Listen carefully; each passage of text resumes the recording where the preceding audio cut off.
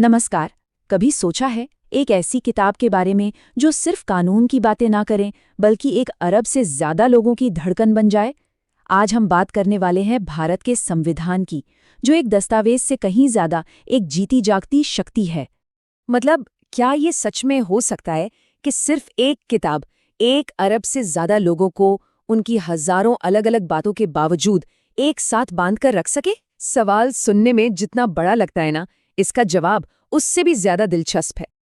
और जवाब है हाँ, ऐसा हो सकता है।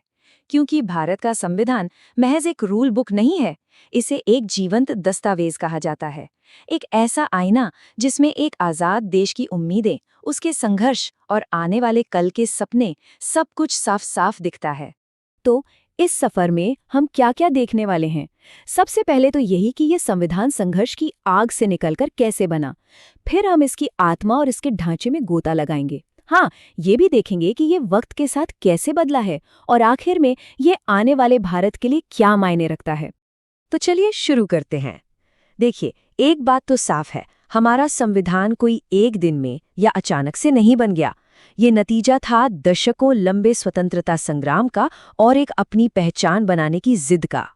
इसकी पहली चिंगारी हमें दिखती है 1922 में, जब महात्मा गांधी ने कहा था कि भारत का संविधान भारतीयों की इच्छा के अनुसार होगा। ये सिर्फ कुछ शब्द नहीं थे, नहीं, ये एक ऐलान था, एक बुलंद आवाज थी कि भारत अपना रास्ता खुद बनाएगा। और ये आवाज, ये इच्छा धीरे धीरे एक आंदोलन बन गई। ये सफर शुरू होता है 1895 के स्वराज बिल से।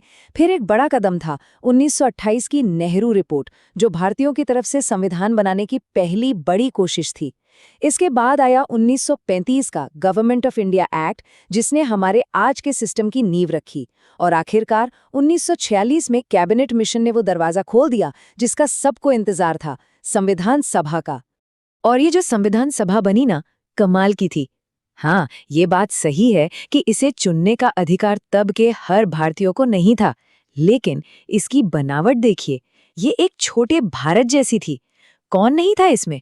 प्रांतों के लोग थे, रियासतों के प्रतिनिधि थे, हर बड़े समुदाय के लोग, और हाँ, महिलाएं भी थीं। और इसी वजह से इसके हर फैसले में पूरे देश की आवाज शामिल थी। उसे एक ताकत मिली। तो ठीक है, संविधान सभा बन गई। अब सवाल ये है कि जिस दस्तावेज को उन्होंने मिलकर बनाया, उसकी आत्मा क्या है, उसका दिल क्या कहता है। चलिए अब इसे ही समझते हैं। अगर संविधान के दिल तक पहुंचना है ना, तो उसका दरवाजा है इसकी प्रस्तावना, जिसे हम प्रिएम्बल कहते हैं।